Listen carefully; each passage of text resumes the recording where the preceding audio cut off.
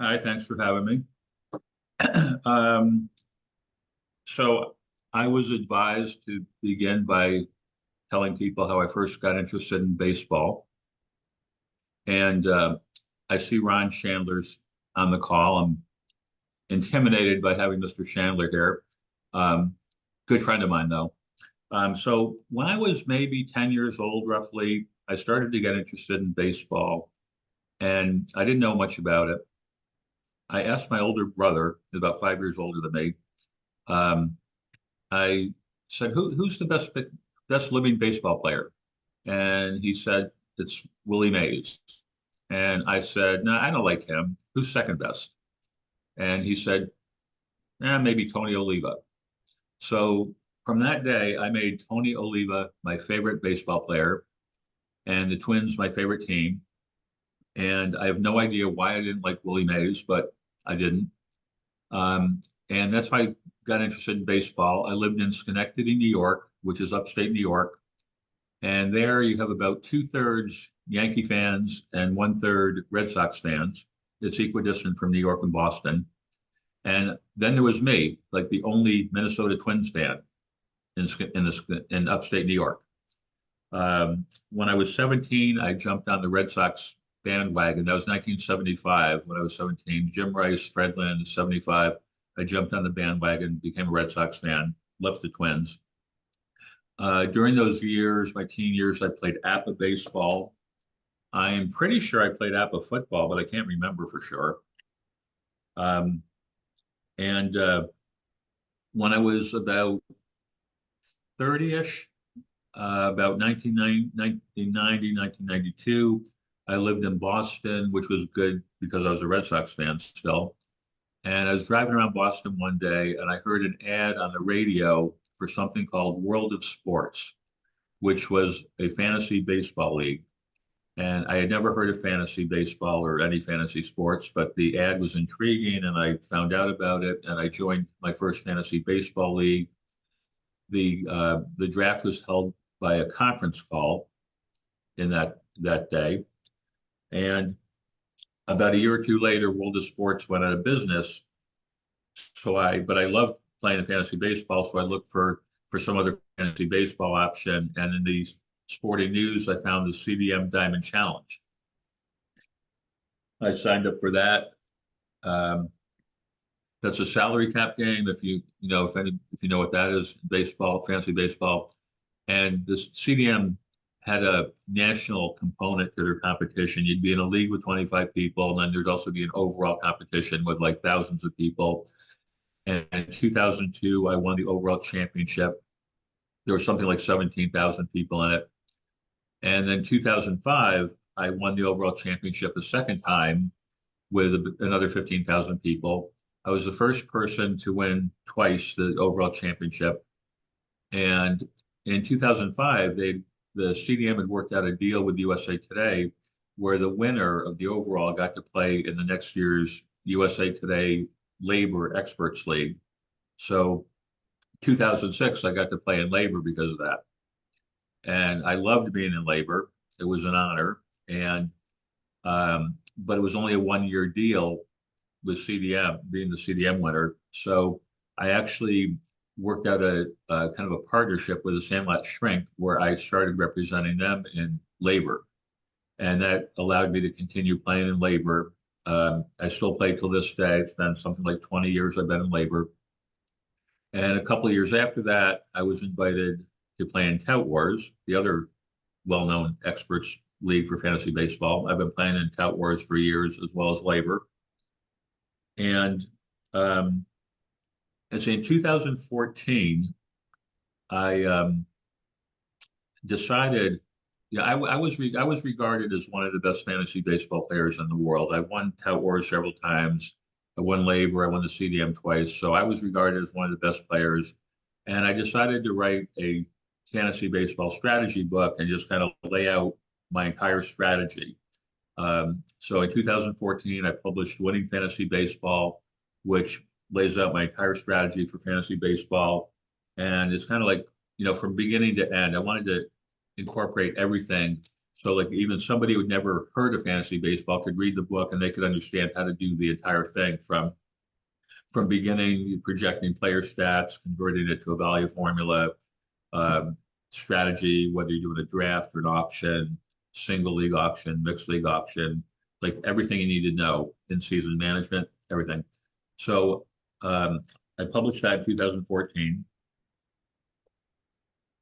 And after I wrote that, there were times I would ask myself, uh, is there any other idea I have that I think would be worthy of writing a book someday?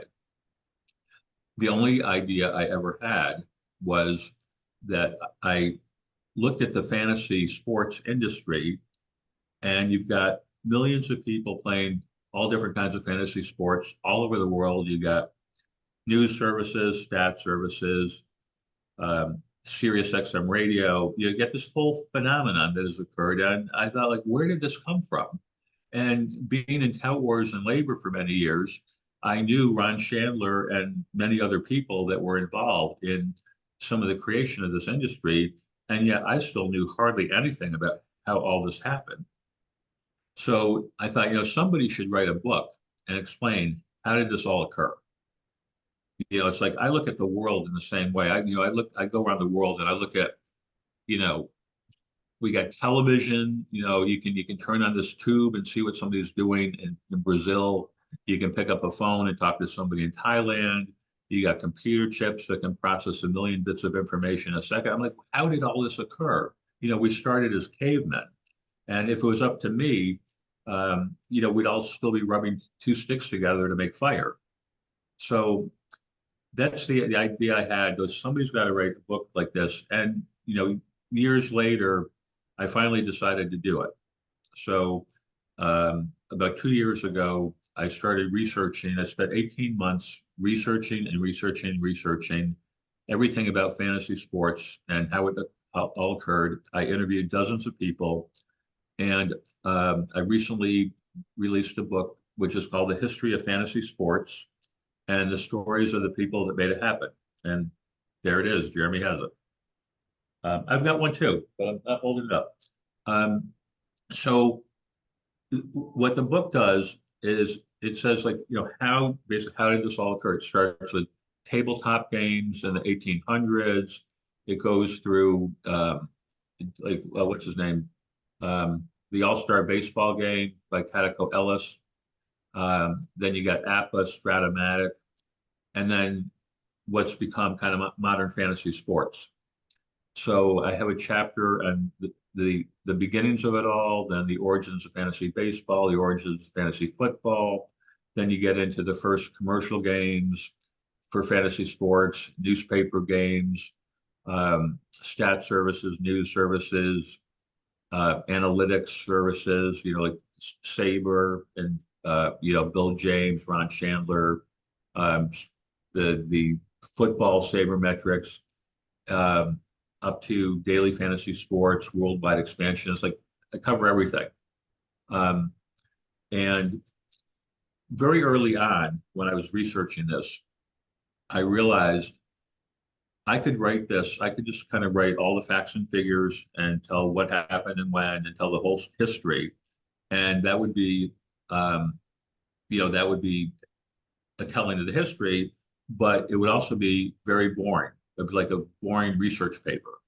And but I was finding out things about people that were involved that were fascinating. So what I realized is if I tell the stories of the people involved, it's not going to be like a boring research paper. It's going to be very interesting. And that's where I got the subtitle. The book is called The History of Fantasy Sports, but the subtitle is And the Stories of the People Who Made It Happen.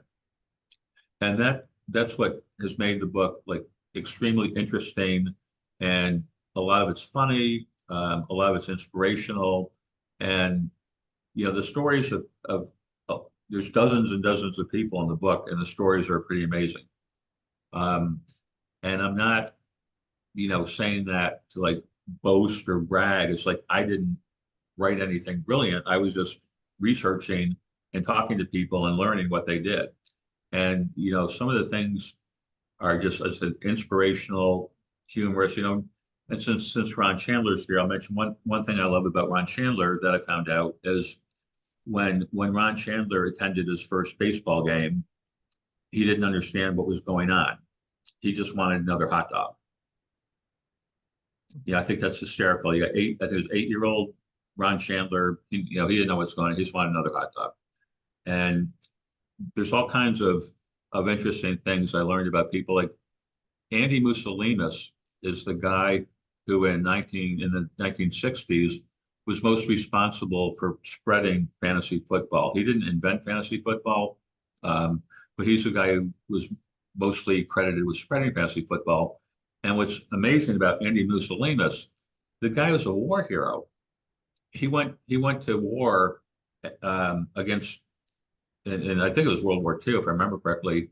And he was assigned a job where the recruiter said 97% of you people are not going to return alive. And he did it anyway. And the guy is a freaking war hero. But he was a war hero. He finally died at like age 98 or something. So, that's pretty much my story. I'll open it up. Anybody has any questions?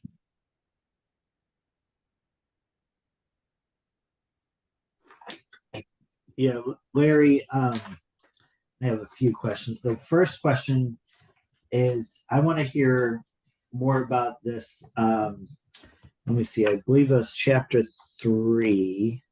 One second. I should have already had it. The CDM court case, which took place here in St. Louis. Mm-hmm. Can you speak about that a little bit? Yeah. So the Major League Baseball Players Association had given licensing rights to fantasy companies to use the player names and stats. It was never really clear if companies were required to pay the Major League Baseball Players Association or the NFL Players Association for to use their stats. It was never clear if it was necessary, but nobody, none of the companies wanted to, complain or contest it. So they just went along, they paid licensing rights. But the Major League Baseball Players Association sold the rights for the licensing to a company called Major League Baseball Advanced Media. And they paid a lot of money for the rights. And their idea was basically they were going to try to put everybody else out of business. They thought they'd get a few $1 million each from the big companies like ESPN, CBS Sports. And other than that, they wanted to put everybody out of business and start their own fantasy games and kind of have a monopoly. And so CDM was like a mid-sized company based in St. Louis. And they had been paying for licenses. And then all of a sudden, this one year, Major League Baseball Advanced Media says, well, we have the rights now, and we're not going to grant you a license. They say, we want you to transfer everybody you have over to us. We'll give you 10% royalty for everybody who signs up, and then you're out of business. So CDM, faced with extinction, decided to fight it. And they sued Major League Baseball Advanced Media, saying that the rights, you don't have to pay to use player names and statistics. The Players Association, Advanced Media, they're saying, well, this is like a right to publicity. If you're going to use our name, you got to pay us. And, basically the argument for CDM was like, if Derek Jeter says, hey, play CDM, it's a great game, then, for that, you have to pay Derek Jeter to do that. But if you're just saying, Derek Jeter played yesterday and he went 2 for 4 with an RBI, and that's in all the newspapers, it's public information, you shouldn't have to pay for that. So it was kind of like Major League Baseball, Advanced Media with Major League Baseball on their side was arguing it's right to publicity, they have to pay us for this. CDM was arguing, no, this is like free information. And it was kind of like a David versus Goliath, because you had CDM, this relatively small company with their one attorney, Rudy Telcher from St. Louis, and you had Major League Baseball Advanced Media and MLB and all their power and political connections and attorneys. It was like David versus Goliath. but CDM prevailed. Um, they they won initially, and then Major League Baseball Advanced Media wanted to appeal, and even at that point, CDM was saying like, look, you know what?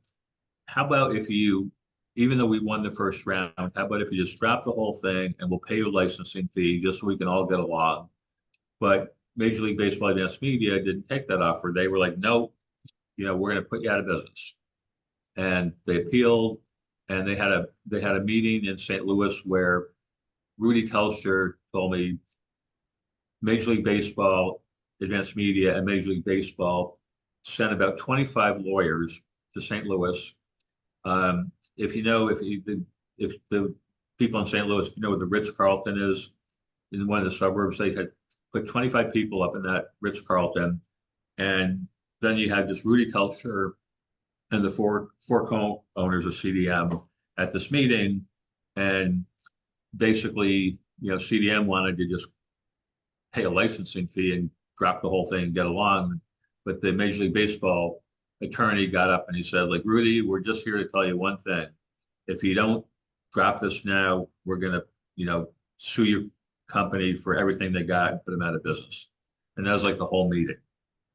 And Rudy said that was like the most expensive flip me the bird he's ever seen. Because they flew in 25 attorneys, put him up at the Ritz-Carlton just for him to say that. But they won the appeal, and it got sent to the Supreme Court. Major League Baseball Advanced Media went to the Supreme Court, but they declined to hear the case. And that, for once and for all, settled the issue that you do not have to pay for this publicly available information of player statistics.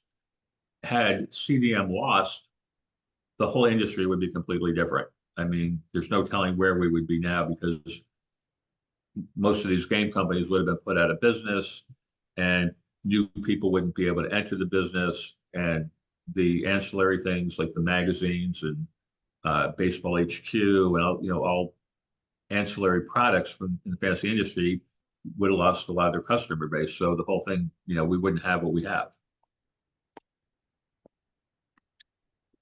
One thing Rudy told me, I got a lot of good stuff in the book from Rudy. And one thing that I really kind of touched me is Rudy said in his career as an attorney, he was always used to having he'd represent a company, it'd be like one company against some other company. And other than that, nobody cared what was going on. But in this case, he was representing like an entire industry that, was on the line. And Rudy said he would get phone calls and emails like all through the day, all through the night, like, hey, you guys got to win this. We're counting on you. This isn't right, and he just knew that he had like the weight of, hundreds of companies and people invested in this.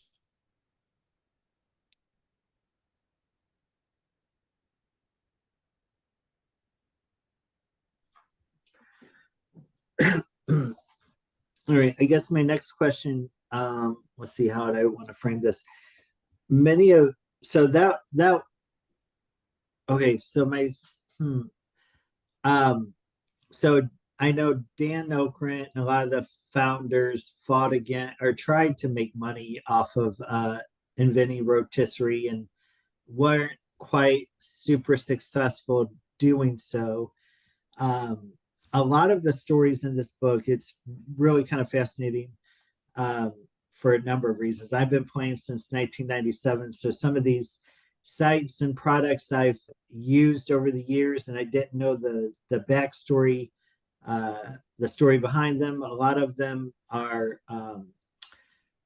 they kind of tell similar stories where they're just working like all the time. They have a normal job in the day and they come home and they're trying to develop their website or whatever.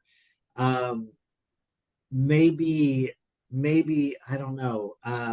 Maybe that was missing from the original founders. They had the idea, but it was a very simple idea, and they never really capitalized on it.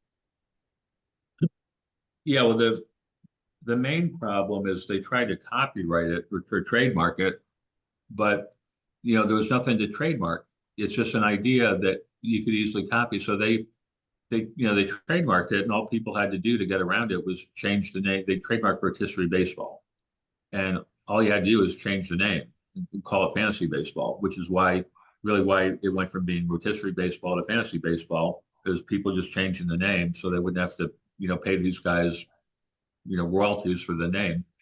So that's the main reason they couldn't monetize it. They tried, they trademarked it. Some people, did pay them a fee.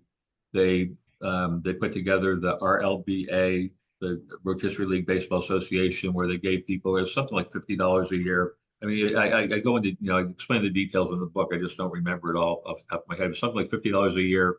You could have your fantasy baseball league sign up for this, and they would, well, they'd send you some information like the like player rosters and position eligibility and other things. And the winner of the league would get like a signed thing from Dan Oakbrent.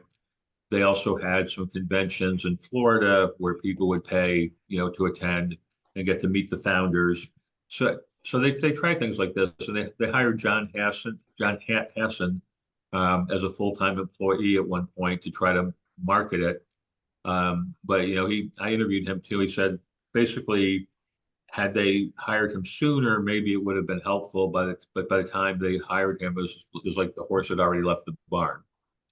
But again, it's just simply because there wasn't much you could protect there. You just all you got to do is change the name from rotisserie baseball to fantasy baseball, and there you go. So they didn't make much money at all. So maybe if they had put together some sort of game or some sort of, I mean, it was pre-internet days, but I guess anyway, I guess that's what they're missing out on, some way to Yeah, kind of package it. yeah. I mean, maybe if they put together a game or something, I don't know. But it was pre-internet, which hurt the marketing opportunities. They did write the book. They came out with a bantam book, for rotisserie baseball that sold a lot of copies, and that introduced thousands of people to the game. But just wasn't all that profitable. Yeah, I was going to say that's how I was introduced to the game, was through their book. A friend Yep. showed me the book, and we kind of modified the constitution that was in there to our liking. Added a few more players to the roster, whatever. I'm sure a lot of people tweaked the rules and stuff, but that's how I kind of got started. But like you said with the industry, I said, I'm sure a lot of us kept USA Today in business, buying the newspaper every Tuesday and Wednesday to, either input our stats manually or just to keep up with things. It's definitely blown away by their box scores and the amount of stats they had, as compared to my local paper. So. Yep. And it's it's just one of the millions of things I found out researching the book is how USA Today started doing that, with the statistics and then putting together Baseball Weekly, which became Sports Weekly. Is that I can't remember off the top of my head, but it's like the editor of USA Today and the president or something. Two of the people at the top of USA Today were brothers. And what happened is Sporting News had always published box scores, and they announced they were no longer going to publish box scores. And when they did that, these two top guys at USA Today were like shocked, like, oh my God, I can't believe they're going to do that. But since Sporting News was going to stop doing that, they decided, hey, we'll do it. So they started with the box scores and the weekly stats. And something else that I hadn't known, it's like let me say, I didn't know hardly anything about any of this, and most people don't know hardly anything about any of this. Paul Charchian, one of the one of the advanced quotes I got for the book was Paul Charchian was the FSTA president from 2009 to 2020. So he was in he's been in this industry his entire life. And he said he didn't even know a lot of this stuff. He was enlightened by all the interviews and stories. Um, and, so that was a digression going back to where I was. Um, One thing I didn't know is I knew that people had to do stats by hand. At the very beginning of rotisserie baseball and no computers, the commissioner would do all the stats by hand. And I knew that. I knew that, you get the Tuesday and Wednesday issues of USA Today. What I didn't know until like after doing, pretty far into my research in the book, somewhere somebody pointed out to me something I hadn't heard before, which is the USA Today originally, they only published the year-to-date statistics on Tuesday and Wednesday. So the commissioner would have to take the USA Today on Tuesday, keep last week's Tuesday USA Today, and deduct all the statistics from one week to the other to see what did this guy do during this week. And then finally, after doing that for like a year or two, I guess they got enough feedback from fantasy baseball players where they started publishing both the weekly and year-to-date stats on Tuesday and Wednesday. And there's a man and a married couple who started one of the first statistic services called Fast Stats. They had their Tuesday and Wednesday routine. They'd get the stats on Tuesday and Wednesday, and then they'd compute it and send it to their clients. Well, one Tuesday, the wife went into labor. So they didn't let that stop them from doing their job, though. She would be reading the statistics from the USA Today to her husband in between contractions. So she'd be reading and she'd say, hold on, here comes another contraction. All right, it's gone. And then she'd continue where she left off. And they got all the stats done that day and mailed out on time to their clients. And their daughter, who was born that afternoon, is now like 37 years old and plays fantasy football in a league with her dad.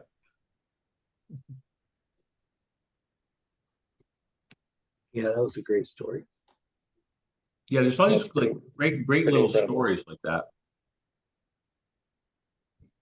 I was going to ask you, I think I might have asked Ron this when he was on, and Steve Gardner. Do you have any preference for all that? There's so many different formats. Do you have any particular one that you prefer over the others? Yeah, I've been very successful in auctions. I've won I've won a lot of auction leagues. So I guess I should like them, but they piss me off because you don't know what's going to happen. Yeah, like so I can bid $20 on Derek Bain, and I can buy Derek Bain for $20, and then 10 minutes later Barry Mednick is sold for $17. And I'm like, damn it, I would have rather had Barry for 17 than 20 for Derek. It's like, you just don't know what's going to happen in the future. Whereas, like in a snake draft, when it's your turn, you know who's available and you pick whoever you want. So, auctions I've done well, but they piss me off. The most fair format, in my opinion, is the salary cap games like CDM, which I won, the overall twice. It's a salary cap game. And I think that's the most fair thing because injuries don't hurt you nearly as much. If you have Spencer Strider, if you had Spencer Strider this year, it was a terrible, terrible loss. But if you're in a salary cap league and you have Spencer Strider, you just replace him with, some other great pitcher. So it's a lot more fair. But it's also very time consuming. I actually stopped playing CDM a while ago, just because it got to be. I just realized like how time consuming it was. My Mondays, I would just spend so many hours on CDM got kind of crazy. About daily versus weekly. I've never played daily. You know, I've never played daily fantasy sports. I've never played a season long that had daily moves. Um, it's like season long. It's time consuming enough. Like I can't even imagine doing daily. just from from a time standpoint. And this year in particular, I've noticed this year, like this seems like the season's really long. I mean, it seems like we've been going forever, and we're just like at the halfway point. And it wasn't too long ago. I actually had a thought about this. I thought, maybe Ron Chandler was onto something when he had those monthly leagues. Like a month is really not so bad, but the 6 months, that's a long time. Yeah, Larry, back in the 80s, I was offered a job with the condition that I had to join my manager's rotisserie league. Have you encountered any other situations like that where it impacted your personal or professional life? Um, I don't think I heard of anybody say that they had to join, but I heard dozens of people that did join. Their first exposure to fantasy was when they got a job somewhere and joined a league at their work. Um, one guy, Mark Mariani, who was an executive with CBS Sports and Turner Sports, he got a job and he was invited to join a fantasy league, football, I guess. And when he realized, if I join this league, I'll be able to call my boss's boss's boss in the fancy office in Manhattan, and he'll pick up the phone and talk to me. Whereas ordinarily, this guy would never in a million years take a call from him. So when he figured that out, he joined the league instantly. And Brian Matthews, the one of the co-founders of CDM in St. Louis, he worked at was it McDonnell Douglas in St. Louis, and these guys had an office league, but they also had guys from the McDonnell Douglas in California, and they got together like for their draft on a satellite hookup from a secure location. And meanwhile, at McDonnell Douglas in St. Louis, unbeknownst to Brian Matthews, was this other employee who I think it was Mark Hanna. I could be wrong, but I think it was Mark Hanna was the guy who also worked at McDonnell Douglas, and he was into fantasy football. Same company, St. Louis, two guys didn't know each other. One got into baseball, one got into football. And you got people from all walks of life have been brought together by fantasy sports. Like at the NFFC football drafts, one guy said, I'm sitting at this draft, and on one side of me, I got a plumber, and on the other side of me, I got this president of a Fortune 500 company, and the two of them are talking like they're best buddies. And when I wrote the book, actually after I finished the book, I sent it to my editor, and my editor said, it ends kind of abruptly. I think you should write like an epilogue, even if it's like brief, just something to kind of wrap it all up. And I thought about that. Yeah, that's a good idea. So then I thought about what do I want to write in an epilogue. And when I started writing the epilogue and thinking about it, one thing I realized, like, fantasy sports are great. It's like that's why all this happened. Is fantasy sports are just great. People love them. It brings people together, fathers and sons, mothers and daughters, co-workers. They're just great.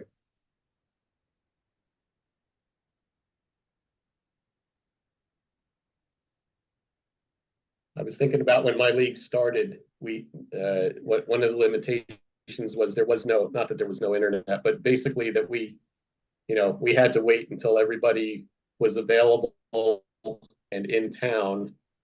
So and this was around the time where some of the owners were going off to college and stuff. So we had to wait until winter break.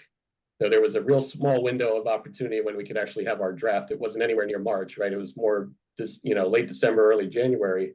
And, so I'd schedule it for a Sunday, and there'd always be an NFL playoff game or two on. I'd be like, fine, if you guys want to sneak in the other room and check out, see how the Cowboys and 49ers are doing or whatever was on, whatever is going to distract them from this, even if it's for a few minutes, in the meantime, I'll be getting all the good players, and you guys are worried about the score of the game. So I feel like now it's a little more difficult. Everybody that's in my original league is kind of, stretched out all over the place, and it's great that we can do it online, but you kind of lose that, the in person. It's just a different experience, I feel like. Oh yeah, definitely. Do you do when you do the labor and the tout wars? Are you doing an in-person draft still, or? Yeah, they're except for a couple of years because of COVID, they're always in person, and yeah, the camaraderie is great. Just seeing a lot of the same people year after year. A lot of people go out for lunch, go out for dinner. Rick Wolf and Glenn Colton used to host parties after the labor drafts. Some people, be there till 2, 3 in the morning. Yeah, and a lot of the, there are leagues that have been together for years. I mean, when I when I first started writing the book, researching the book, to me, I thought like Appa and Stratomatic, maybe I'd write 2 or 3 paragraphs about them. As kind of, some people say they were a precursor to fantasy sports, and the big difference, is that what I call fantasy sports and modern fantasy sports are games that are based on events that haven't happened yet, whereas like App and Stratomatic are based on things that already occurred. So I kind of thought, I'll mention it probably to be like 2, 3 paragraphs. But when I started researching, I said, oh my God, there's so many App and Stratomatic leagues that people have been around for 50 years, 40 years, 50 years. And it's kind of like what you're saying, a lot of it's just the camaraderie, like, keeping friends from college together and that sort of thing.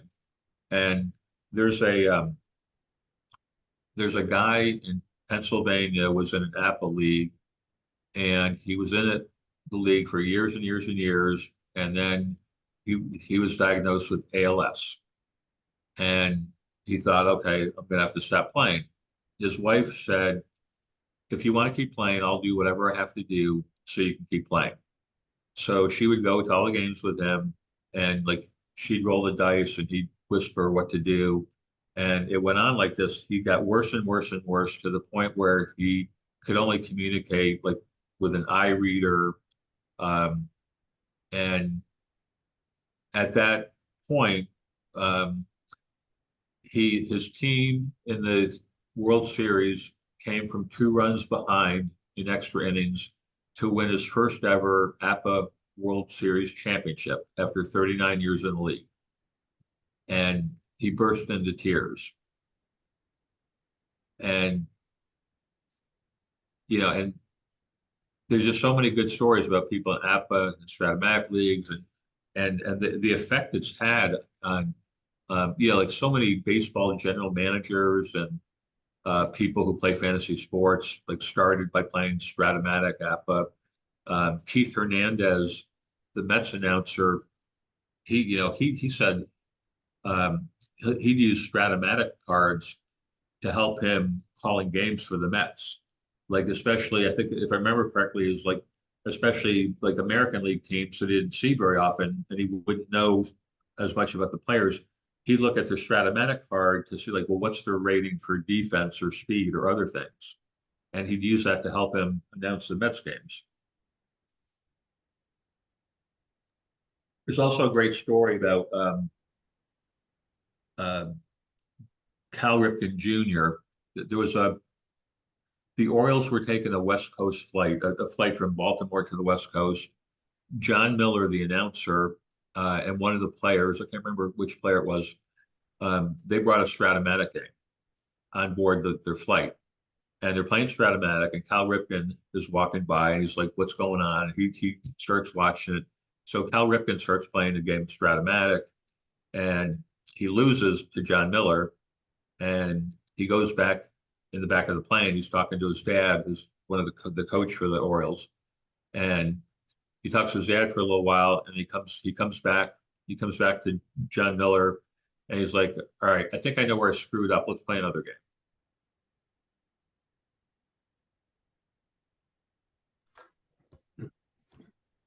Larry, one of my leagues had a trophy called the Pokeroba Prize. What's the best item that a winner ever got? I'm sorry, was that for the winner or the loser? That was for the winner. For the winner, okay. The best one for the winner, I don't know. Offhand, I don't know the best prize for the winner, except for when, some of them get large checks for winning leagues that have a lot of money. I know Rick Wolf and Glenn Colton, when they win a Tout Wars or Labor Championship, they'll buy themselves a ring, like, as if they won the World Series. So I don't know, but I know Bill Winkenbach, the guy who actually invented fantasy football, right from the very beginning in 1962 or 63, when he invented fantasy football, he created a trophy for the loser. He carved this like wooden figure and put a dunce cap on it, and if whoever was in last place had to display this thing in their house the next year until they could pass it off to the next year's loser.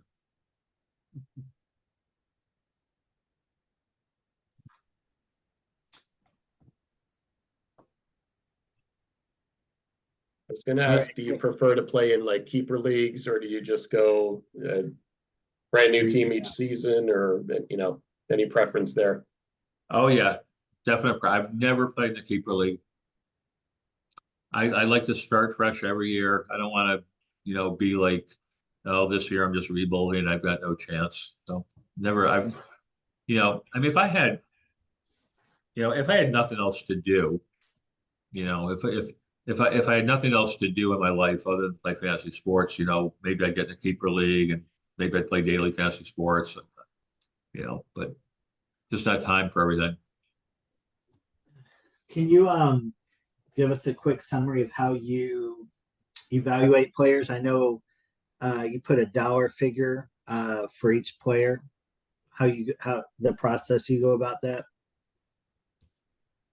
Yeah, well, it's a two-part process. One is to make the raw projections of, like Mike Trout or whoever, this year, what do you think he's going to do? How many at bats? What's his batting average going to be? How many home runs he's going to hit? And it's kind of like, it's like an over under. It's like, back in March, I would look at like Mike Trout or any other player and say, okay, if this, what's the best guess on what his batting average is going to be, or how many home runs he's going to hit and everything. And it's obviously far from anything exact. It's just kind of like the best over under estimate. Like if the season were played 1,000 times, what would his average be?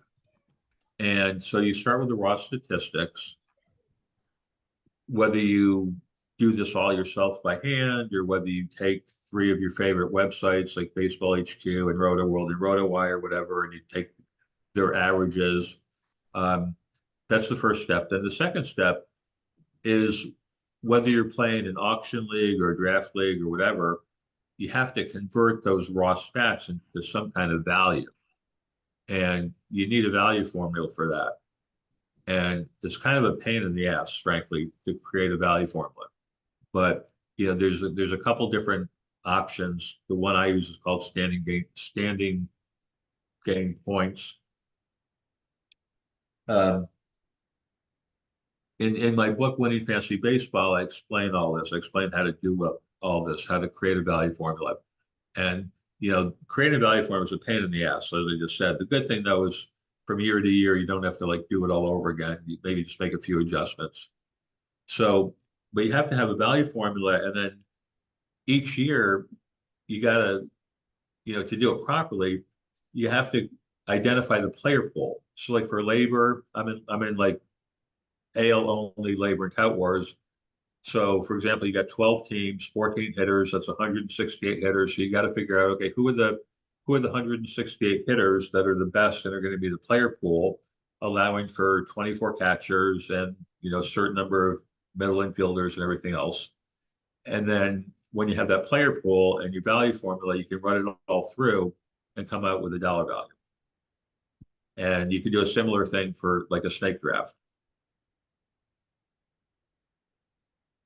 All right, Okay. looking at your tout board team, one name stands out to me, and that is Josh Smith. I can't see if you drafted him or if you just picked him up later, but I run a series of 4 different draft and hold leagues, 50 rounds, 15 teams, and he was not drafted in a single one.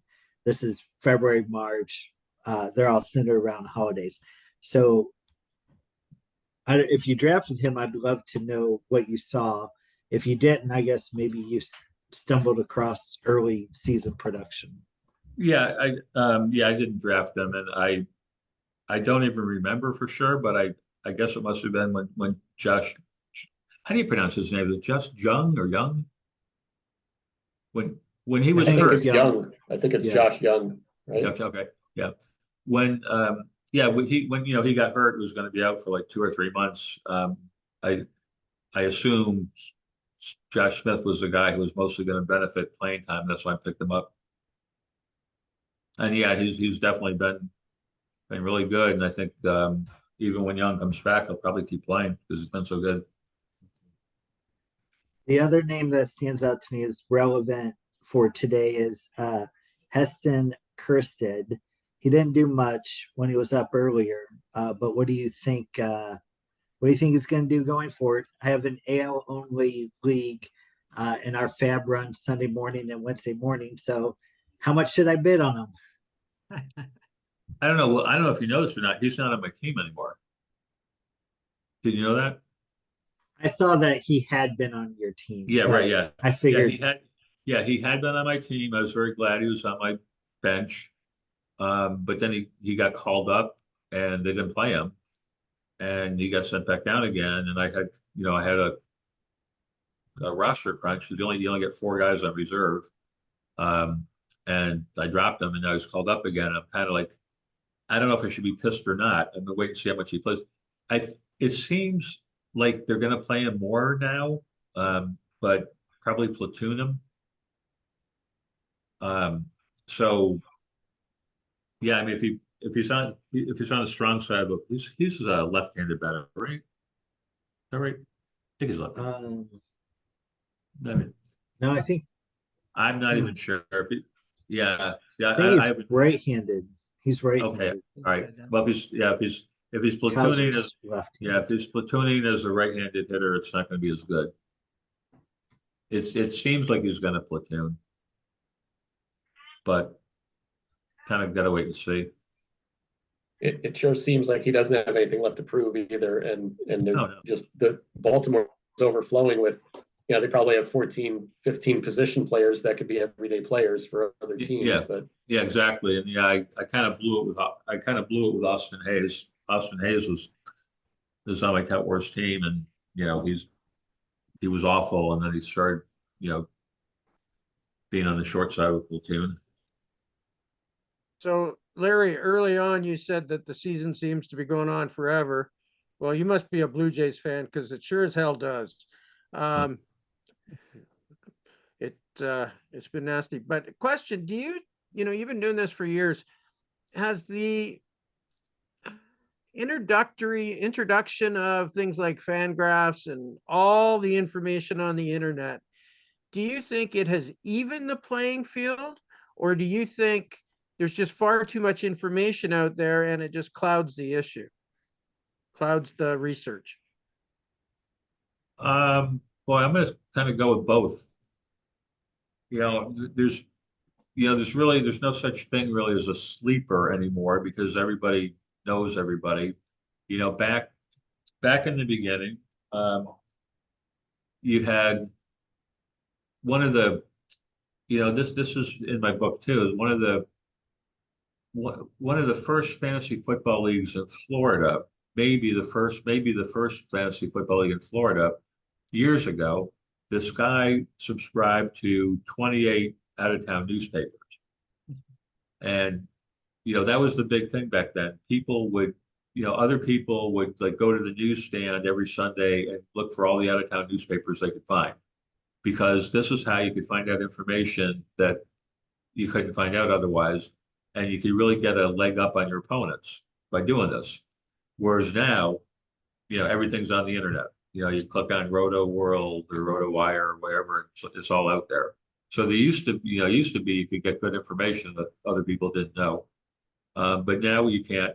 And as far as Fangraphs and everything, it gets confusing. If you try to do your own projections and you're looking at all these, 35 advanced metrics, it's kind of like, your head could explode. So one thing, I like to keep it pretty simple. I just, when if I'm trying to project somebody myself, I'll look at a couple of the like biggest metrics, but I won't look at like, dozens and dozens of things.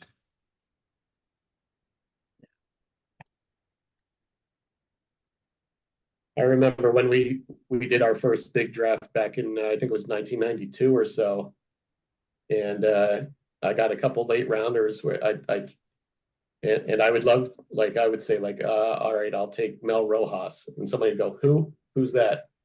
Whenever somebody would say who, I'd be like, all right, I've got somebody here. Yeah. And then by the time, maybe, I don't know, 4 or 5 years later, there was no sneaking anybody past. Right. Yeah, I remember when somebody, I can't remember who it is. One of the people in my book that started, they started one of the first fantasy football magazines. When they did their first draft ever, their first ever fantasy football draft, they drafted a guy. I can't remember who it was. They drafted a player, and right after they drafted him, somebody else in the draft said, I guess he didn't hear. He retired last year." So after the draft, they're like, we gotta really pay attention through the season and make notes on everything because we just drafted a guy who retired.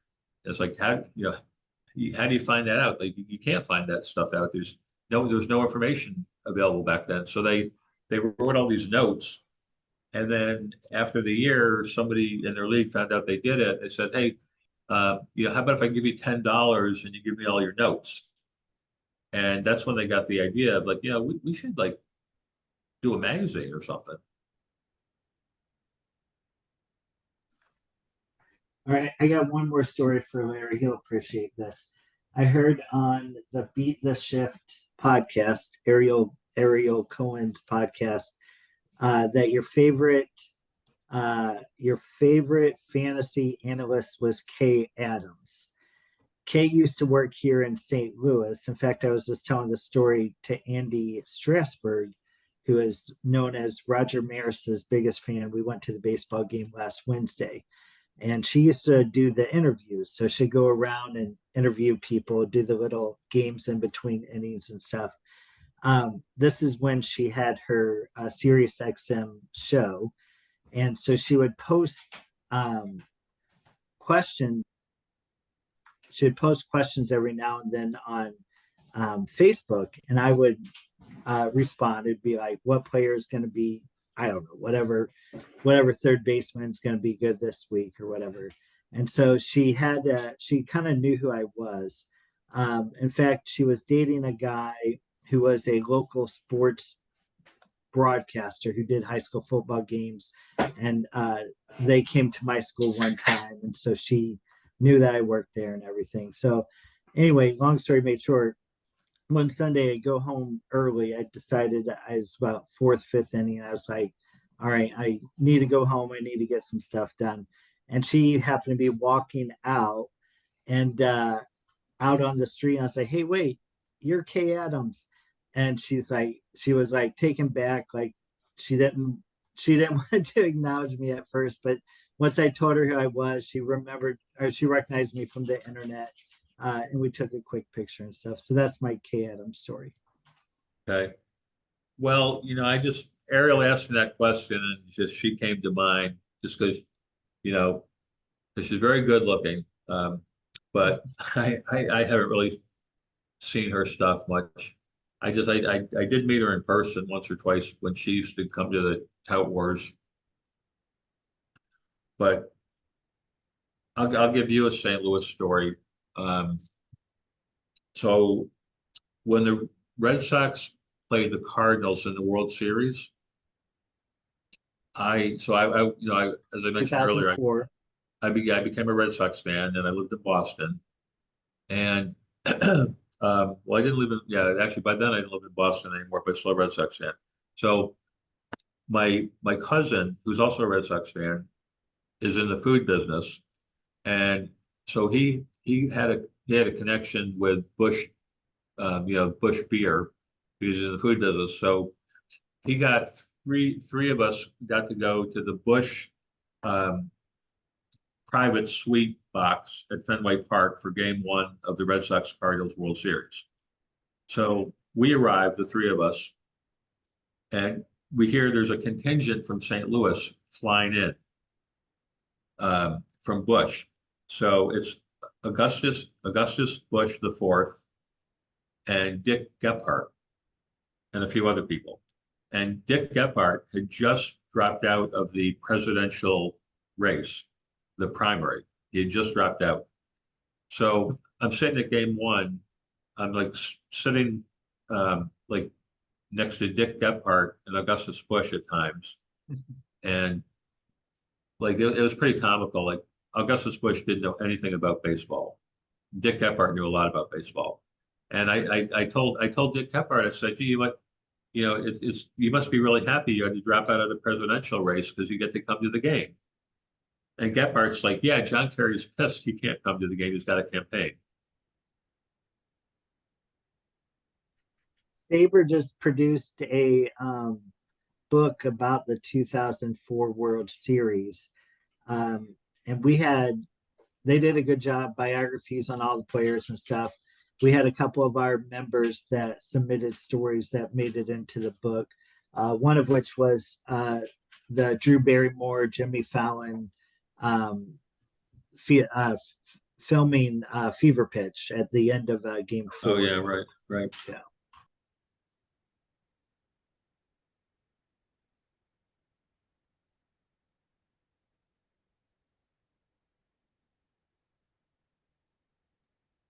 Hey Larry, I don't have your new book yet, but I am the owner of your first book, which was awesome. So thank you for that. And I will be purchasing the new one. I wanted to ask you, do you in any of the leagues that you play, do you use on-base percentage instead of batting average? It's a little quirk of mine, but I'm just surprised that the industry hasn't evolved to incorporate OBP more than batting average. It seems like batting average is sort of entrenched, and it's almost like it annoys me that when a walk happens in the game, it's almost like, nothing happened. When in Right. reality, a lot happened. Yeah, I agree. Tout Wars is on base percentage. Okay. Tout Wars, I don't remember exactly what year it was, but Tout Wars switched to on base percentage, I don't know, at least 6 years ago. Okay. I'm not sure exactly, but at some point they switched on base percentage.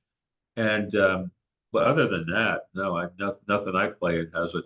But I agree with you. It's like if a walk happens, yeah, it's like I prefer on base percentage because if a walk happens, okay, at least it's something positive, like if they got a hit. Exactly. You're watching the Yeah. game. You can be happy that something happened. Right. And from a prep standpoint, I just find the on base percentage a little bit more predictable than batting average from year to Yeah. year. Yeah. Yeah. So I do Labor AL and I do Tout Wars AL. So when I do Labor, and then before I get to Tout Wars, I have to convert it to on base percentage, and there's some pretty good differences in dollar value. There The definitely is. same guy from one league to the other could be $2, $3, $4 difference, even Yeah. more sometimes. But Andy, we've all learned batting average means nothing. Pitching wins means nothing. Exactly. Stealing bases, don't do it. It's very interesting where the game has gone. I don't think it's all for the best. I I miss seeing a manager going out to get a pitcher, and the pitcher basically tells them to go away. Once they get to 90 pitches, they're looking at the dugout. Am I coming out yet? Am I coming out yet? Yeah. Yeah, I don't know. Now, I remember when I was a kid, you had Denny McLean and Jim Palmer. They'd all start 40 games. Four-man rotation. They'd pitch 40 games, a lot of complete games. I remember watching the World Series with, like, I don't know, it was like Bob Gibson and Denny McLean or something. Game 7, they pitched game 1, game 4, game 7. On the other hand, speaking of pitchers coming out of games, there's a story in my book about, now in the book, I don't say who it is, but I'll tell you here, it was Curt Schilling. One of the guys that I interviewed, he ran one of the first fantasy football websites, and Curt Schilling was in one of the leagues. And this guy was monitoring his website at the same time he was watching a baseball game. And Curt Schilling, in like the 7th inning or whatever, Curt Schilling gets taken out of the game, leaves the game, goes into the clubhouse, and the guy's monitoring his website, and he notices within like 3 minutes, Curt Schilling makes a move on his fantasy football team. So, like, the first thing he did after he left the game, didn't even take a shower yet. He just made a move on his fantasy football team. And I didn't mention in the book, I didn't mention who it was. I just said all-star pitcher, because Schilling's such a controversial person right now with his political views. I didn't want anybody to be distracted by, they hate him for his political views or something or other. So I didn't mention who it is.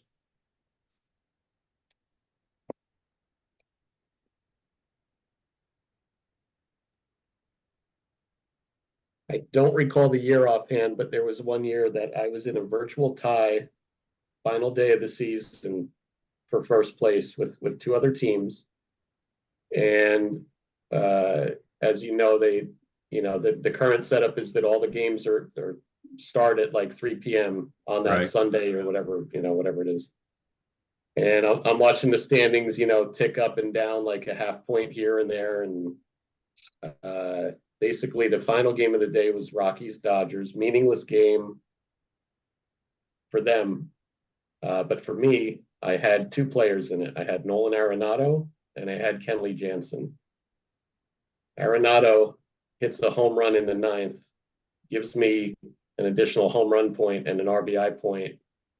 Jansen's run didn't matter for me, and I wound up winning the league by, I believe it was like either a half point or 1 point. So, yeah. Now that this is modern fantasy baseball. You go back to years ago, and you had to wait, 3 days to get your report in the mail to find out who won. There's I used to print our stats out, go to Staples and have them photocopied, and then all of my league members would come to my house and pick them up every Thursday or whatever it was. So Yep. Yeah, we've definitely come a long way. Yeah. The fact that we can do online drafts and all of this stuff is pretty incredible. But I appreciate that obviously there's a ton of research going into something like the book that you have, even as you mentioned, even going back to the early the very early days, like 1800s, those tabletop games, and there's always a precursor to something. It didn't just evolve out of thin air, right? So Yeah. Oh yeah, there's a notion, a myth that Dan Okrent magically came up with the idea for this game on a plane ride, and that's not true at all. The research was unbelievable. I had no idea what I was getting myself into. I had no clue. But I'm glad I did it, because it was needed. What's so how really many leagues are you in a given in a given year now? 5 to 7 baseball and about the same for football. You know, what's really interesting is how with technology, it now becomes worldwide instead of just US based. Most of the members know here I live in a little town 9 hours north of Vancouver. And, fantasy baseball wasn't, rotisserie baseball wasn't things we heard of. And they didn't adapt it to hockey either. I mean, there were pools and stuff, but it was completely different. But now it's all over the place. I mean, I just joined last year was my first time doing fantasy ball in one of the SABR leagues that Derek looks after. And I finished where you would imagine somebody who it's their first time doing it would be. Not so good, but I think this is only going to grow now that, I mean, back in the day, back when I was a kid, you'd get a couple Blue Jay games a week, and that was it. If you saw the Dodgers, it might be because ABC Game of the Week had them on. Right. And now on any given night, I can watch pretty much whatever game I want to watch. Yeah. Now, there's a whole thing in my book about newspaper games that started in Canada based on the hockey poll. Some guys looked at the hockey polls and came up with an idea for a fantasy hockey game, and they became a huge company. There's actually several pages in the book about them. Yeah, we had them. They were, point for goal, sometimes 2 points for an assist, Yeah, total at the end of the year. And then you had the Gretzky rule. You could either have them for goals or for assists. Yeah, right, there was all kinds of that, but to find baseball, you never saw it. At right, least I didn't see it. I mean, I'm not saying it didn't exist. right. But if it did, I mean, it probably was in some small places in Toronto when the Jays started, possibly in Montreal, but I'm not so sure. How we doing? Others got questions yet? Some of you have been awful quiet.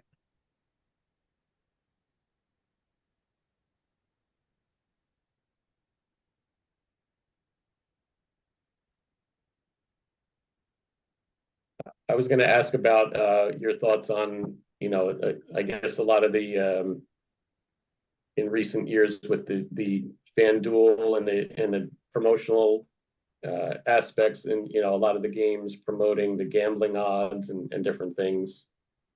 What are your thoughts on those type of games? Um, I don't like to say this publicly because I don't want to be, controversial, but to me, they're gambling. It's like the fact that they're considered not gambling, to me, that just doesn't make any sense. When you can win or lose something that day, to me, that's gambling. Whereas like season long, I'm some of the leagues I'm in season long involve money. So technically you can say it's gambling. But when you're going to have 6 months for the result, it's like, that's different. That's completely different. To me, gambling is like you win or lose that day, and you can lose money you didn't want to lose. So the next day you're chasing it, trying to win it back, and the next thing you know, you're at Gamblers Anonymous meetings, or you're in jail, or something. I mean, not everybody gets a gambling problem, but some people get gambling problems.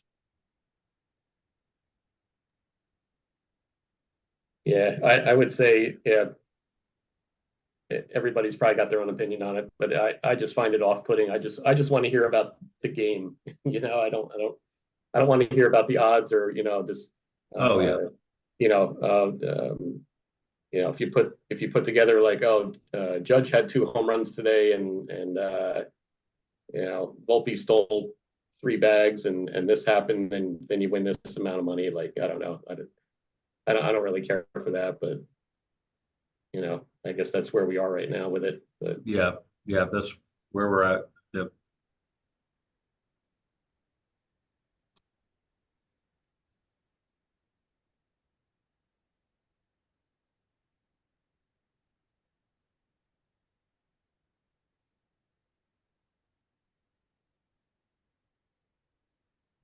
So Larry, I noticed the book was released in May. How have the sales been? Not that it's any of my business.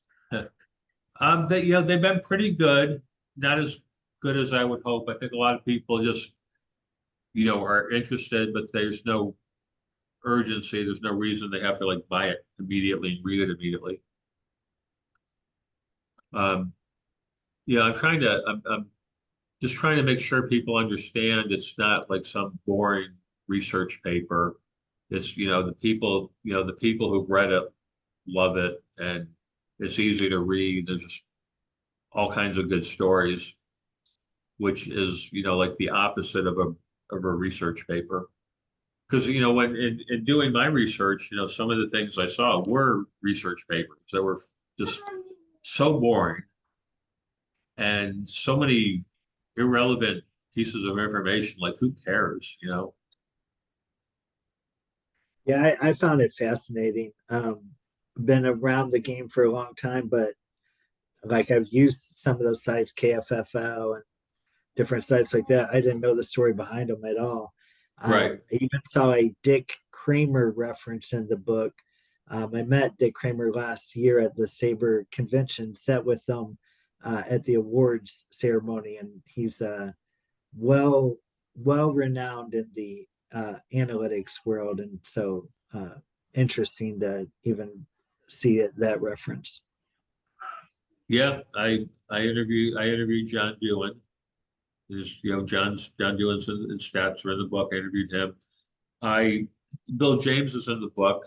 I wanted to ask him a couple questions, but he never responded to me. He was one of the few people that did not respond. But he's in the book, and I didn't really need to ask him much because there's so much information about him. But a couple questions I would have asked if I had gotten a chance. Yeah, that's too bad. He was there at the SABR convention as well. I got a picture with him. Uh-huh. Based on some of the guests we've had from this committee, it sounds like when Bill was president and on the executive, that there was really alongside with fantasy baseball and gambling and the whole bit, and he really tried to steer away from that. At least that's how I recall it. Derek, jump in if I'm wrong. But that's, and that may be part of the reason he didn't come back to you on that. But I mean, I've never met Bill. I mean, Yeah. I remember last year Derek said, "There's Bill James," and I went, "Okay." I mean, I can understand from Bill's perspective too that a lot of his he's probably seen, by a lot of folks as, the numbers guy, and he created all of these things, but he did that in order to to bolster the research that he was doing. It wasn't necessarily just to come up with new numbers. So, he may be, I don't want to speak for Bill, but I'm guessing maybe he wants to shy away from, the numbers aspect of things. And, Well, he didn't. that would be my guess. He didn't want people to think what he was doing was, primarily for fantasy baseball. It was, for real baseball. I think that was the main thing. Is he didn't, his main focus was on real baseball.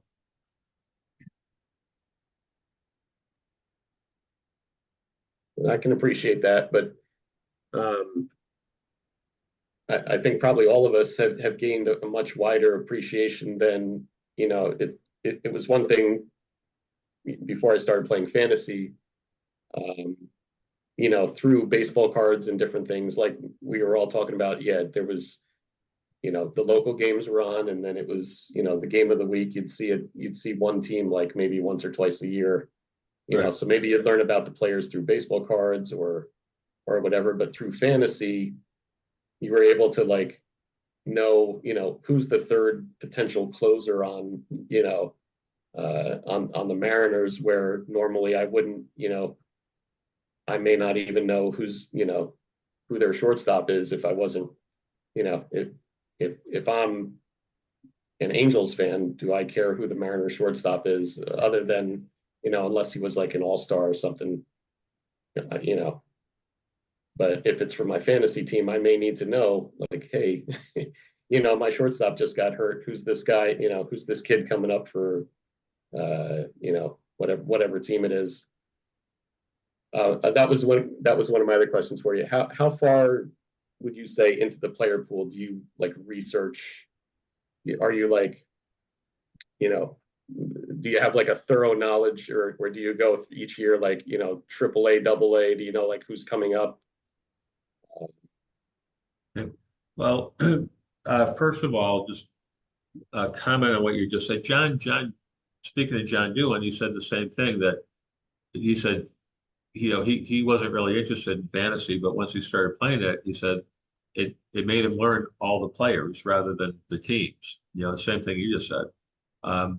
For me, I've never done keeper leagues. I've never done dynasty leagues.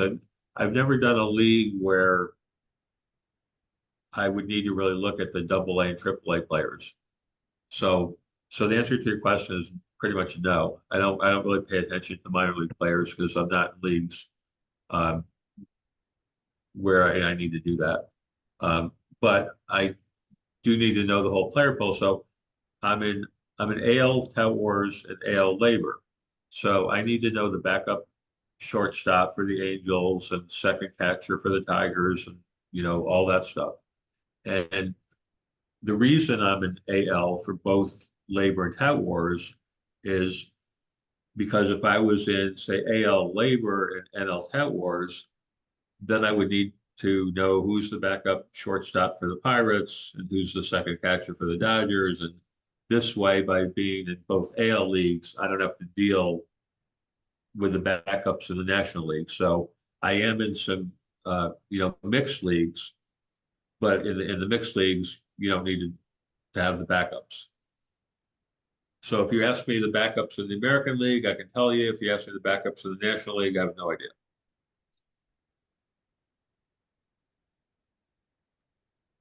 Yeah, that's fair. And at some point it gets kind of exhausting to like, wait, Yeah. and you're looking at the available free agents and you're like, wait, who is this guy that, he just came up 3 weeks ago, but then you have to like really research, especially some of the positions. It's like, you're kind of stuck, midway through the year with all the injuries. It's like, well, I got to pick either this guy who I know is pretty awful, but he plays a lot, versus this other guy who just came up out of nowhere, but he may have some playing time because he's replacing somebody who was hurt. So Right.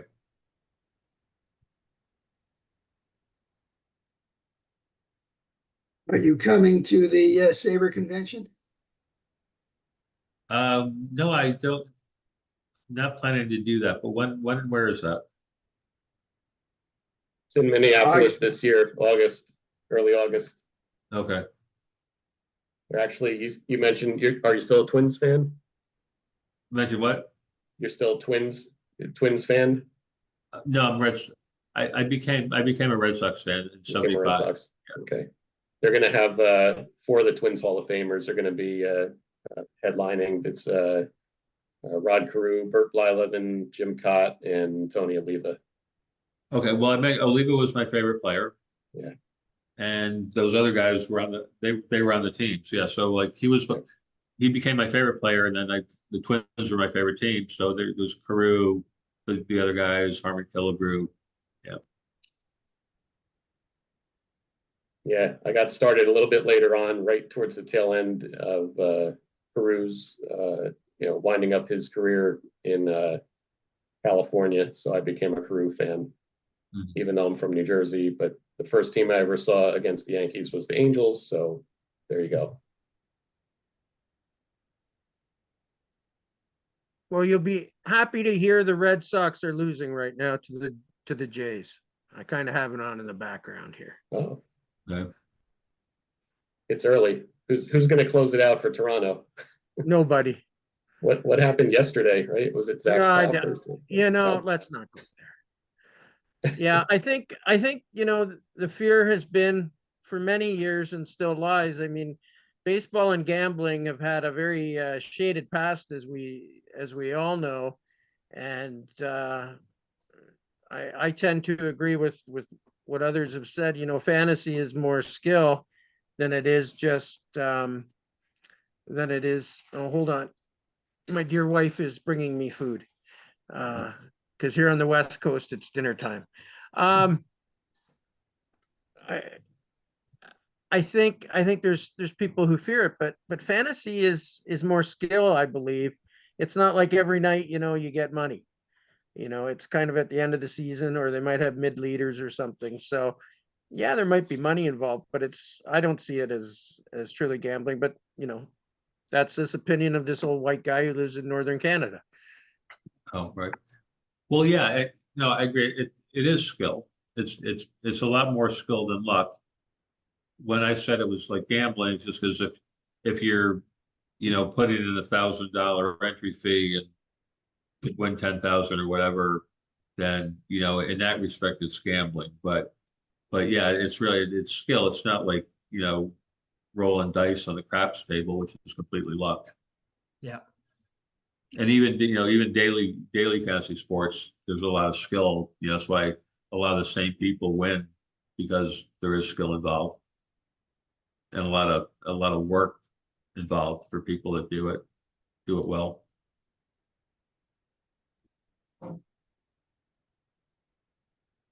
Now, if you look at the stacks of fantasy baseball magazines and the rotisserie league books that I have on my bookshelf and everything, I can definitely attest to the fact that it's it's not just not just winging it and throwing darts at a dartboard. So Yeah. I would agree. What's your opinion of John Benson? John Benson, Yeah, who used to um, have an annual. yeah, no, I don't. Yeah, no, he's included in my book. Um, I don't know if I really have an opinion on him. He was obviously one of the important people in the history of fantasy baseball, with what he did.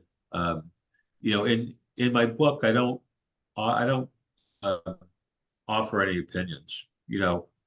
I don't I don't know if any of you have read Chandler's book. Chandler's book, it's a lot of it is his memoir, and he also has says a lot of his opinions on people. But my book, I'm writing about other people. It's not about me. It's not about my opinions.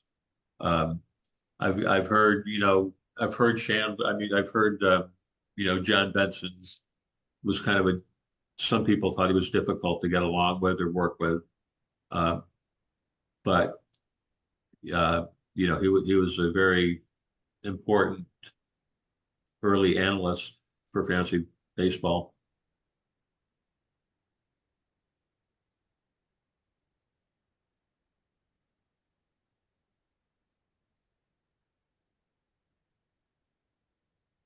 So I want to I say, just turned off the video because I didn't think you guys needed to see me eat my dinner. okay, Oh, I want to say a really nice thing about a fantasy baseball or a tabletop baseball game, anything like that is, it's just pure enjoyment. You don't have to deal with PEDs or gambling or players' egos. We can just play the game and get the enjoyment out of it without having anything on the downside.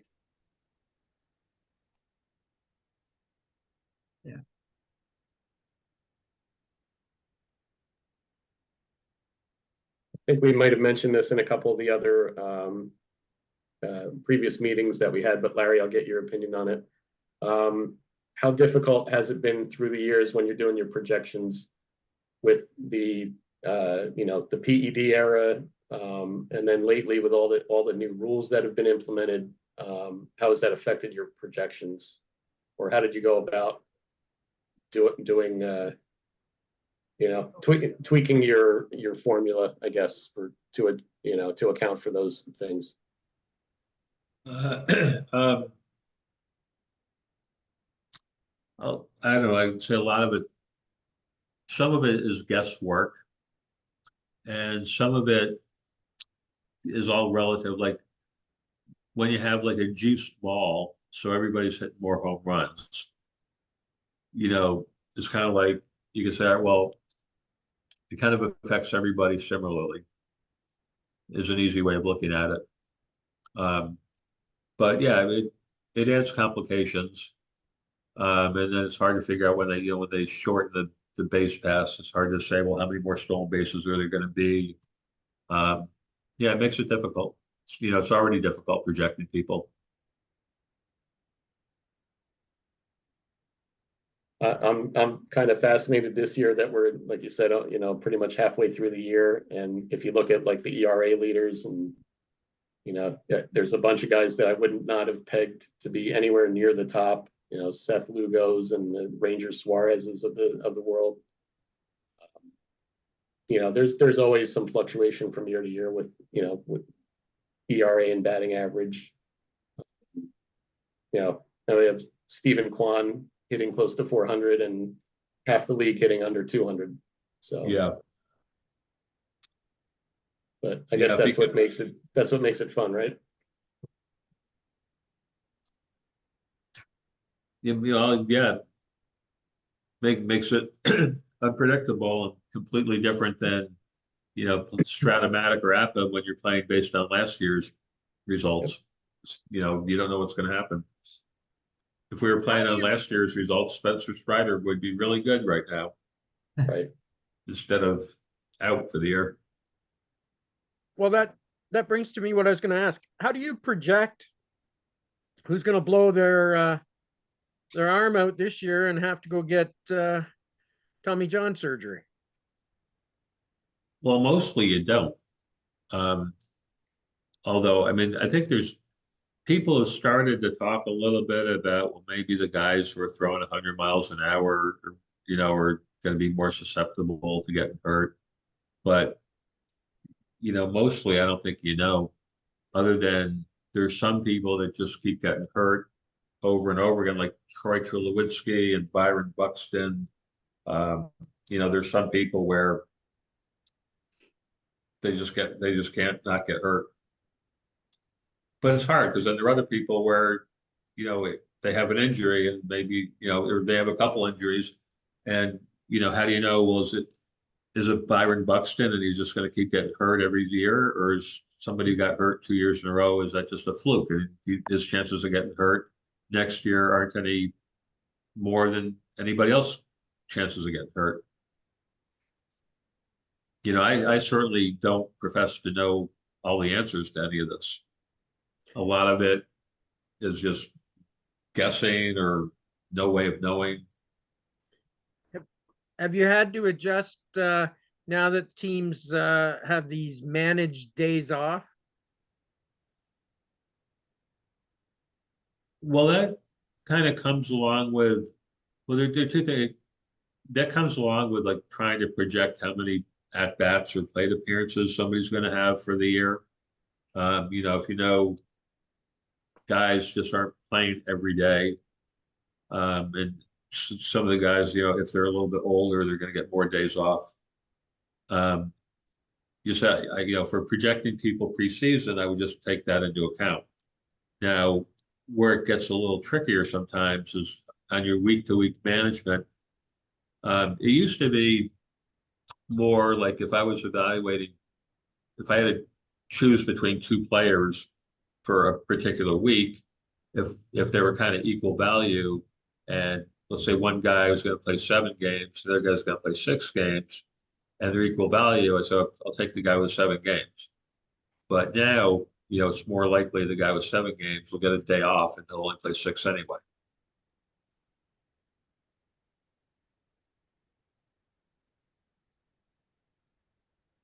I don't know. I guess it varies from site to site, but I also we use RotoWire for one of our leagues, and you can see the next 7 days projected pitchers, left-handed, right-handed. Right. So now you can make an educated guess as to, like, I have Brandon Lau, and well, not this week because he fractured his toe, but in a given week, you can look and say, like, okay, he's facing 3 lefties, so he's only going to start 4 games, or whereas in the past you just kind of throw him out there and be like, well, he had 38 home runs the previous year, so I don't see why he wouldn't play, versus everybody, but it's like, well, against lefties he's hitting $150 or whatever, so. And I think also now you have the advantage of knowing, at least again projected, 2 start pitchers for a given week. And, a lot of that back in the early days, we didn't.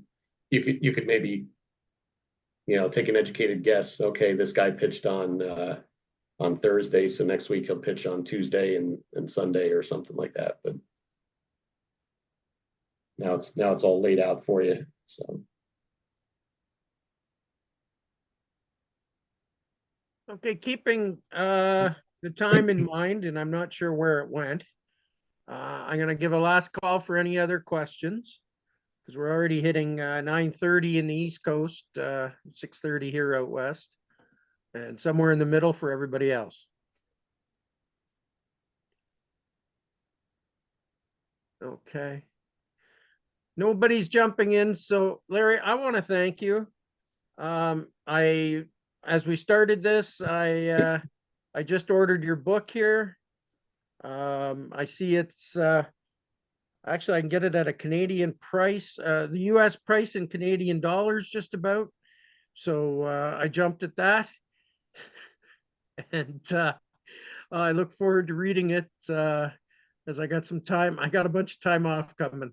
So I'm looking forward. Thank you so much. If you can make your way out to Minnesota and see your favorite player, that'd be great. But I understand if you can't. Everybody, if you are coming to Minnesota, make sure you come up and talk to us and say, hey, I've been on those videos, because I'm liable to not remember your name or anything. I'm not good at that so much. Derek, you got anything to add? What's our next one? Well, I did want to mention that we did finally lock down our the date and time for our committee meeting in Minneapolis. Guest speaker is Don Daglow. He has designed and produced many video games going back to. He actually wrote a game in 1971 on a PDP-10, I believe it was. He either designed and or produced Earl Weaver Baseball, World Series Baseball on the Intellivision, the Tony La Russa series for the PC, and Old Time Baseball. So we're looking forward to Don. We have a meeting coming up in July, I believe the 16th. It's on our website in case I have that wrong. That's Joe Bryan. And he's payoff pitch. And we've got Lenny Melnick on August 2nd.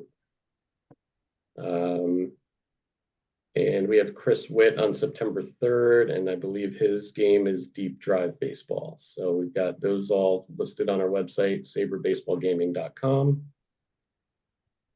And working on a few more guests, but that's the ones that we have confirmed for now. So. And if you've got any contacts or people you think the committee would love to hear from, let us know, and we can arrange that as best we can. I mean, there's a few I would love to get, but I'm not getting any returns of my emails on those. So there's some good Lenny. There's some good Lenny stories in chapter 11 of Larry's book. I enjoyed those thoroughly. So start at chapter 11. Is that what you're telling me? To be prepared for the Lenny Melnick interview. Okay. Okay. Great. Well, Larry, again, appreciate you coming on. Excellent information, and yes, this was very enjoyable. Yes. Okay, thanks for having me. Yep. Thank you. All right, folks. Okay. You guys have a good evening. Yeah. Bye, Good night, everyone. everybody. Good night. Take care. last